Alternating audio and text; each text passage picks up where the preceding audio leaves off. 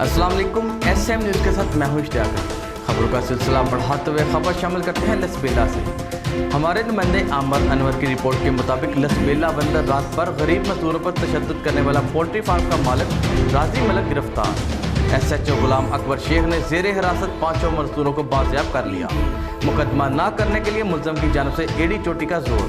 हर किस्म का लालच पुलिस ने मुल्ज़म की एक न चलने दी। तफसीलात के मुताबिक गुज़श्ता शब शाहदी के मकाम पर वाक़या पोल्ट्री फार्म पर मुर्गियाँ चोरी का इल्ज़ाम लगाकर 5 मजदूरों को रस्सियों से बांधकर उन पर बेपनाह तशद्दुद किया गया और अपनी ताक बटाने के लिए मुल्ज़म ने दौरान तशद्दुद वीडियो बनाकर वायरल कर दी, जो SHO बंदर गुलाम अकबर शेख तक पहुँच गई। तो उन्होंने निशानदी करके मज़कूरा पोल्ट्री फार्म पर छापा मारकर मुल्ज़िम राजी मलिक को गिरफ्तार करके 5 मजदूरों को बाजियाब कर लिया।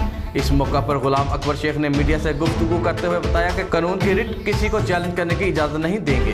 गिरफ्तार मुल्ज़िम ने खुद ही अदालत लगाकर मजदूरों पर तशद्दुद का निशाना बनाया।